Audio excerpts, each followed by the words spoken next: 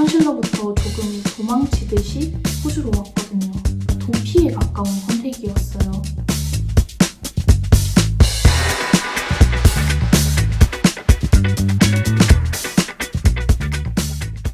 안녕하세요, 세리입니다.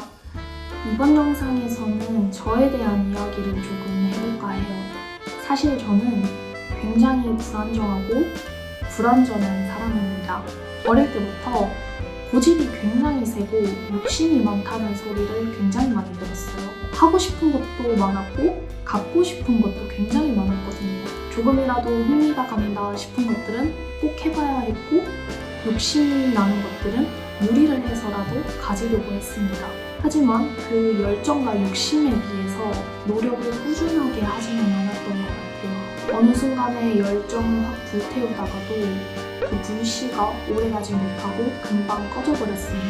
그래서 한국에서는 늘 비슷한 모습으로 계속 살아왔던 것 같아요. 그러다 어느 순간 저는 호주라는 나라를 선택하게 됐습니다. 지금 생각해보면 도전이라기보다는 도피에 가까운 선택이었어요. 현실로부터 조금 도망치듯이 호주로 왔거든요. 워킹홀리데이 비자로 온 저는 세컨과 서드 비자를 따기 위해서 호주 시골의 한 공장으로 가게 됩니다.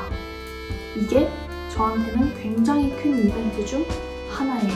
큰 이벤트 중 하나인 공장 생활은 늘 새로운 자극을 추구하던 저에게 굉장히 단조롭고 건조한 일상이었습니다. 하지만 그 일상 속에서 저는 처음으로 제 자신을 되돌아보게 되고 인간관계에 대해서 굉장히 많이 배우게 됐어요. 한국에서는 제가 일찍부터 독립을 해가지고 굉장히 개인적인 삶을 살았거든요, 오랫동안. 그래서 단체 생활은 저한테 낯설기도 하고 굉장히 버겁기도 했습니다. 처음에는 누군가랑 한 집에서 같이 잠을 자고 눈을 뜬다는 게, 그런 생활을 해야 한다는 게 적응도 안 되고 굉장히 힘들었어요. 그런데 친구들과 소소한 이야기를 나누고 서로 도움을 주고받고 즐거운 일은 배가 되고 슬픈 일은 나누다 보니까 이 생활이 점차 정말 소중하게 느껴지더라고요. 눈 뜬 순간부터 눈 감는 순간까지 누군가와 함께 한다는 게 정말 버겁기도 했지만 마음은 이상하게 가득 찬 기분이었습니다. 또 같은 일상이 반복되는 시간 속에서 제 자신을 되돌아보고 조금씩 단단해지는 시간을 가질 수 있었어요. 그 과정에서 저는 사진을 찍고 남기는 걸 좋아하게 됐습니다. 그리고 한국에서도 계속 꾸준히 운동은 했지만 체력을 위해서 운동도 더 열심히 하게 됐어요. 그리고 한국 친구들만 사귀지 않고 외국 친구들도 만나면서 새로운 문화를 배우고 영어도 계속 쓰려고 노력했습니다. 공장에서의 생활은 제 인생에서 많은 경험과 새로운 생각을 남긴 큰 이벤트 중 하나였어요. 진짜 친구들과 놀러 갔던 이런 기억들, 그리고 그냥 같이 크리스마스 때는 막 과자집도 같이 함께 만들고, 그리고 내가 아프거나 할 때 친구들이 음식을 해주기도 하고 정말 정성스레 편지도 적어주기도 하고 그랬었어요. 그리고 새로운 나라 친구들과 저희랑 이렇게 섞여서 같이 시간을 가지기도 했었거든요. 한 집에 모여서 서로 각자 영어라는 그런 이렇게 조금 익숙하지 않은 단어로 얘기를 해야 했는데 그래도 참 이게 감정적으로는 교류가 가능하더라고요. 어쨌든 그렇게 공장 생활을 마치고 저는 도시로 돌아오고 두 번째로 큰 이벤트를 맞이하게 됩니다. 바로 PT 시험이었어요. PT는 영어 시험인데 제가 5홀 비자에서 학생 비자로 전환을 해야 됐기 때문에 꼭 필요한 과정이었어요. 꼭 영어 점수를 만들어야 했거든요. 근데 제가 영어를 정말 못합니다. 진짜 못해요. 제 인생에 영어로 점수를 만든다? 정말 생각도 못한 일인데 할 수밖에 없었죠. 해야 했고. 그래서 늘 누군가와 함께하던 생활에서 도시로 돌아온 저는 이번엔 스스로를 고립시켜야 했습니다. 정말 공부랑 운동만 하면서 사람들도 거의 안 만나고 진짜 올드보이 마냥 지냈던 것 같아요. 그렇게 미쳐서 하다 보니까 2달도 채 되지 않는 시간 안에 목표했던 점수보다 더 높은 점수로 합격합니다. 한 번에 합격한 건 아니고 2번 시험을 쳐서 합격을 했어요. 첫 번째 때는 정말 말도 안 되게 갑자기 영어 뭐라 해야 되지? 이게 한 번씩 바뀌거든요. 문제 유형이.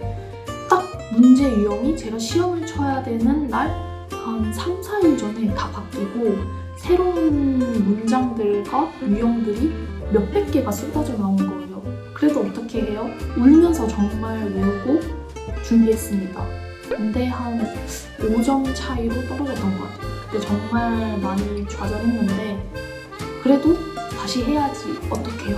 또 이 악물고 새로운 유형이 계속 쏟아지는 그 시간 속에 정말 더 울면서 더 열심히 해서 더 높은 점수로 일주일인가 2주일 안에 점수를 만들어냈습니다.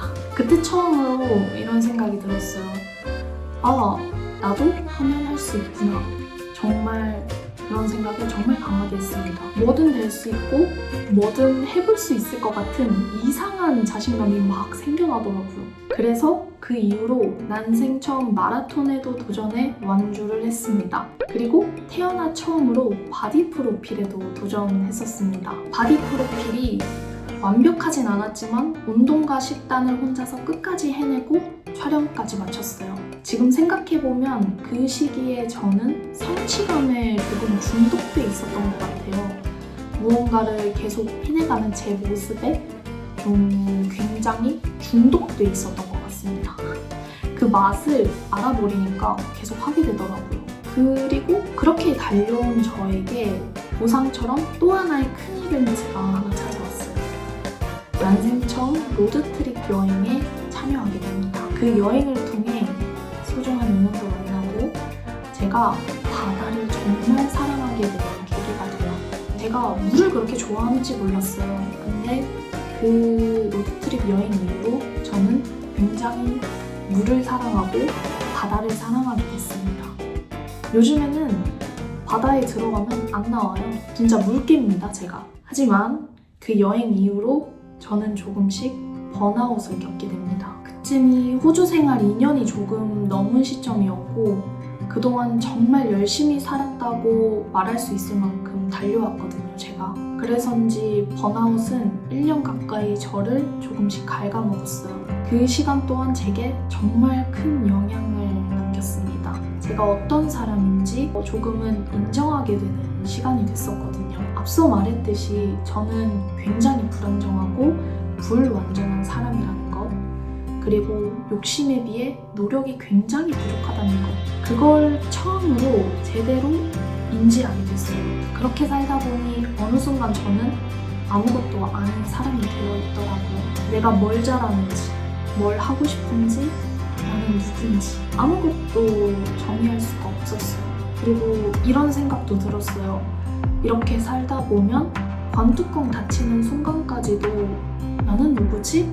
라는 질문을 스스로에게 던지게 되는 건 아닐까? 하는 그런 생각. 근데 그러면 안 되잖아요. 사실 이제 그러기도 싫어요. 이도저도 아닌 사람으로 남고 싶지 않아요. 그래서 프로젝트형 유튜브를 시작하려고 합니다. 아무것도 아닌 사람이 여러 프로젝트를 직접 해보면서 그 과정 속에서 어떻게 바뀌고 성장하는지를 기록해보려고 해요. 하나의 주제에 국한되지 않고 그때그때 제가 선택한 프로젝트들을 직접 해보면서 도망치지 않고 끝까지 가보려고 합니다. 솔직히 말하면 누군가는 말할 거예요. 늦었다고, 무모하다고, 쓸데없는 짓이라고. 지금 제 모습을 보면 저렇게 말할 수도 있을 것 같아요. 하지만 1년 후, 5년 후 제 모습을 보는 사람들은 적어도 저를 아무것도 아닌 사람으로는 정의하지 못하도록 해보려고 합니다.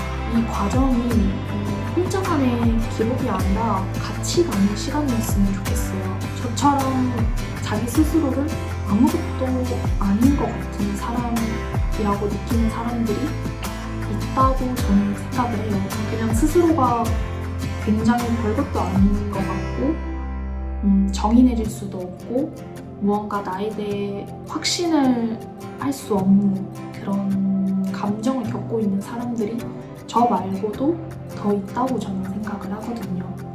그래서 같이 해봤으면 좋겠어요. 저랑 같이. 아무것도 아니라고 느끼는 사람들이 무언가가 되어가는 과정. 우리 같이 만들어 봅시다. 미래의 내 모습을 미리 단정 짓지 말기를 해요. 저랑 함께 해주세요. 함께 성장하고 우리 함께 무언가가 되봅시다. 그럼 프로젝트를 시작해볼게요. 함께 해주세요.